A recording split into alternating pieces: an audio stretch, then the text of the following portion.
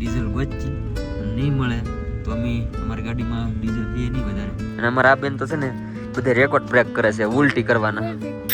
Share નહીં કહે અમારી પાસે ગાડીઓ નથી એટલે એની યાર મગજ મારી ચાલુ થઈ ગઈ છે. હવે મજા નથી આવતી આ ટ્રીપમાં. ઘેરે ભાગવું છે. શેખભાઈ પપ્પા ક્યાં ખોટા માણા ભેગો કરે છે કે આ વીઘા વેચાવીને રહે.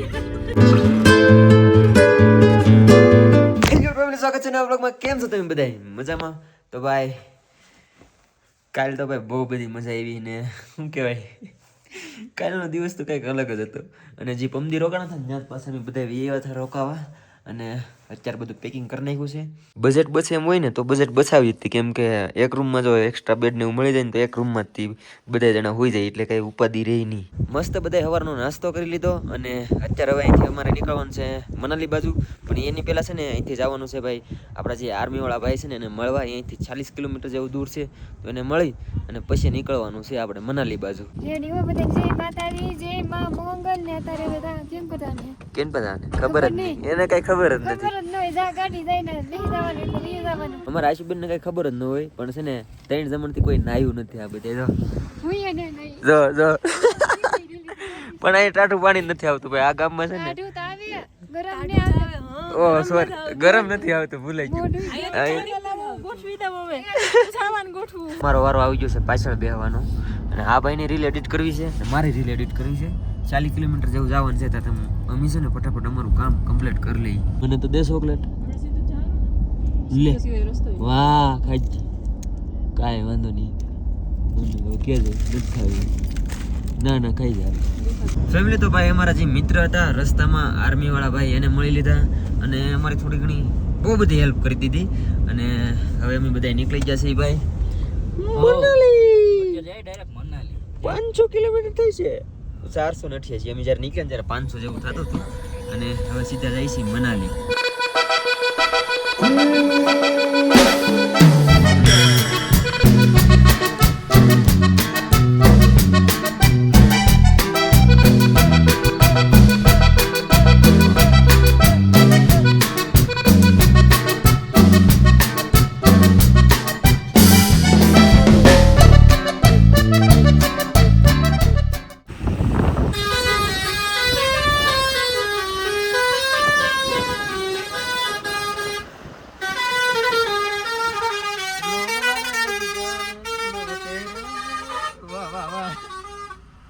વાહ ભાઈ કેવો વન મારે છે કટરા વાળા. Spending the night in Dixon,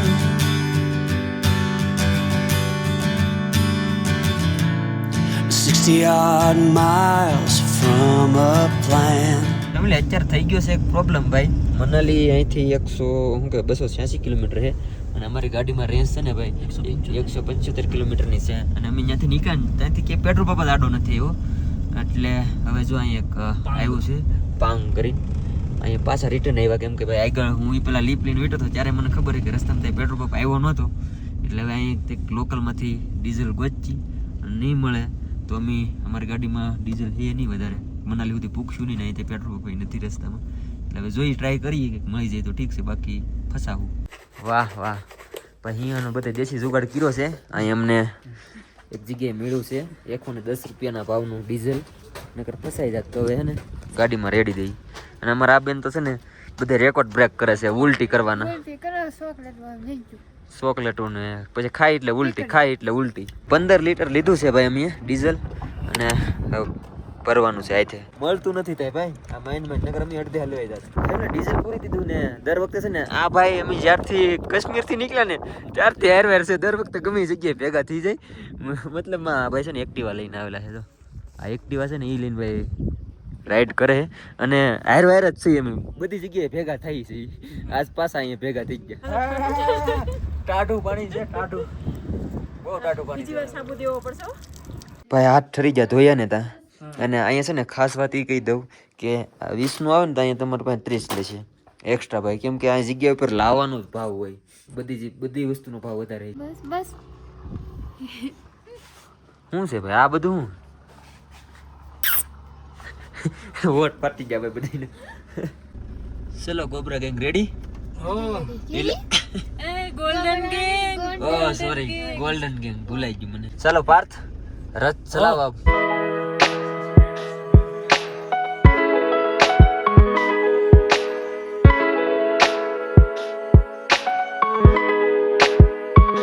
family, આ તમને એટલી બધી પાણીની બોટલ દેખાય ને, અને ખાસ હું પહેલી વાર અહીંયા આવ્યો ને ત્યારે ઉભા રહીને કીધું હતું મેં, અને કોને કોને ખબર છે એ કહેજો મને કમેન્ટ કરીને કે આ એટલી બધી પાણીની બોટલ અહીં કેમ છે. બાકી તાઈ નહીં હોય, કેમ કે ભાઈ એક ટ્રક ડ્રાઈવર હતા ને, નીકળ્યા હતા ને એનો ટ્રક ખરાબ થઈ ગયો હતો અને એને ત્યાં પાણી ન મળ્યું, એની પાસે પાણી નહોતું ને પાણીના કારણે એક્સપાયર થઈ ગયા હતા. તો પછી અહીંયા જે બધા વટે ને એ અહીં પાણીની બોટલ મૂકીને જાય છે.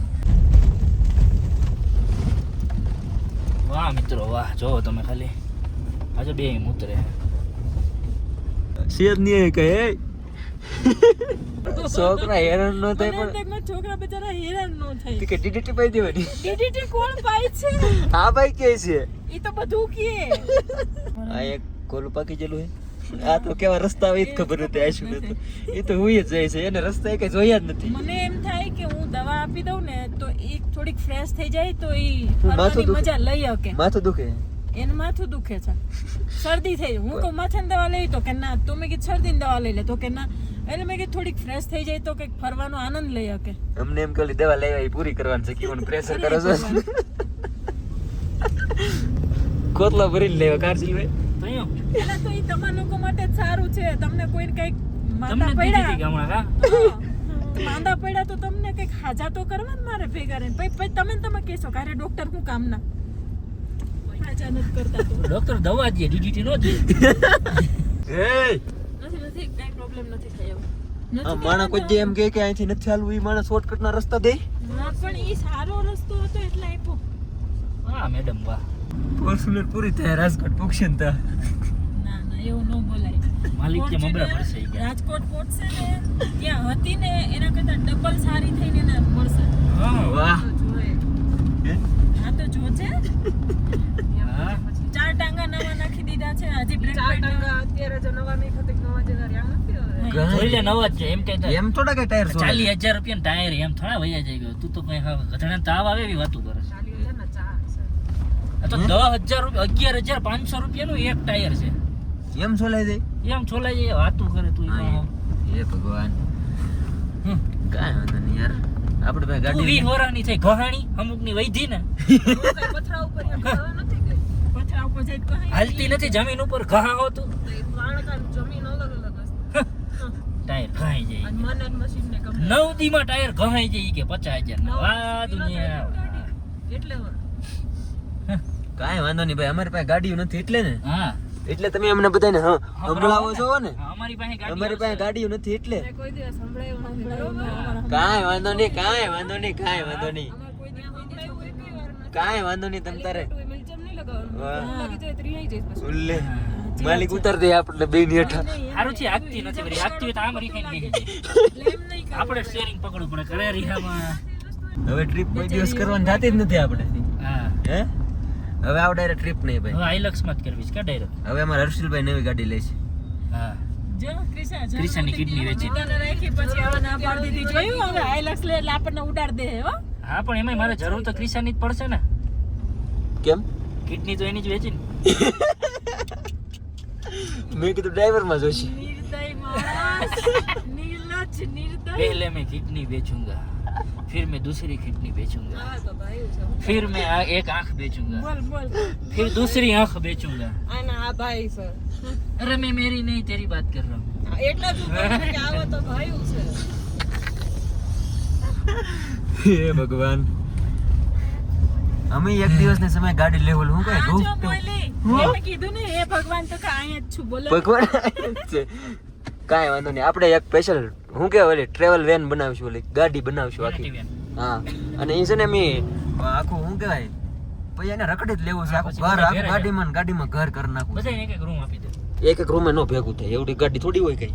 હોય એલા કાકા વેનેટી તો એવી એવડી તો પણ આમાં નો હાલે ને, આપણે બજેટમાં બનાવવી પડશે ગાડી. બની જાય બજેટમાં, એમાં કાંઈ ન હોય. તો વાંધો નહીં. 50 લાખમાં હારામાં હારી બની જાય. વિગન કટકું કાઢી નાખવાનું બાપાને. તો મારા બાબા મારું રાશન કાર્ડ માંથી નામ કાઢી નાખશે. બાપા હવે વિકા જતા હોય, બાપા હવે ઈ બાજુ ન જતા. કાં ઈ કટકો કાઢી નાખો ને આપણે. વીઘો કઈ વરી આ તઈ તો બાપો દો ઊભો છે એટલે જ તમારા નામે નથી કરતા બાપા, એટલે જ તમારા નામે નથી કરતા વિકો.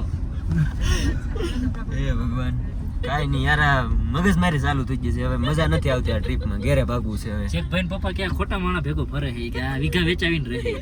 મારા છોકરાને ભેગો એક ઓછો રખડાવો જોઈએ, હું મારા વીઘા કટવી નાખશે. કાઈ નહીં યાર, જોઈ લેશું બધાયને અમે ક્યારેક. લાખના 12 કરી છે કે